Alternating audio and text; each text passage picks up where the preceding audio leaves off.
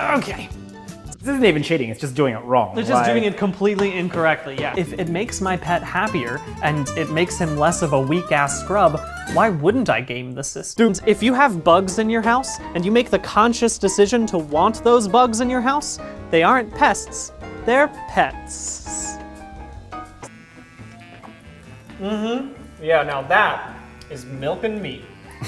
Together at last. It could easily be used for evil by some of the most wicked forces on Earth, like health insurance companies.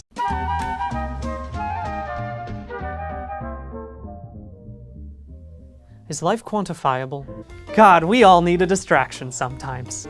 Type: chunky dog, milky dog, horny dog. Arrogance like Viking just think they're the best. Hotheads like Caspar want to fight anything that moves. And edgelords like Niles retweet Joker accounts unironically. No matter which type of fish I put into a dish, I'm not gonna get any more ripped. I'm just gonna have a different fish in that. He lives in my apartment, but he doesn't pay rent, and he eats my bagels if I leave them unattended. He is loud, stubborn, and not afraid to make terrible decisions in plain view of me.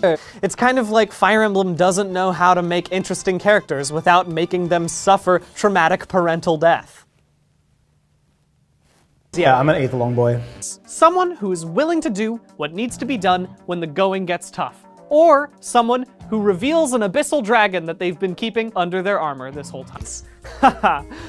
War. I've been dealing with this small bastard's antics for so long. Ah, that dude's wearing a tight-fitting suit with a bunch of weird patches. That must be Arlecchino, the servant clown sometimes to two master. That might be a transcendent experience, and maybe it's just because I went so low 2 minutes before this point. And if you needed me to tell you that, I'm glad I told you that. Every living creature is one hit point.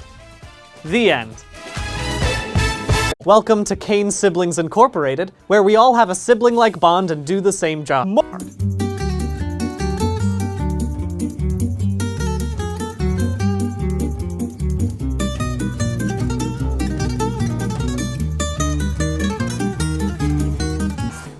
I don't know if you should own that thing. I'll tell you, from touching it, it's hard. I cannot explain that many characters.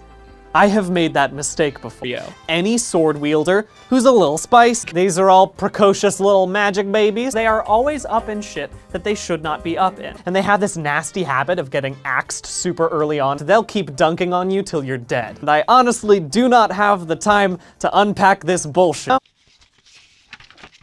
Skrimir, Dagdar, Sloof, Fjorm, Belf. For any time you meet a new friend, or foe, or shadowy government institution. I love what I do, and let me tell you something. I've worked some days. Let me tell you.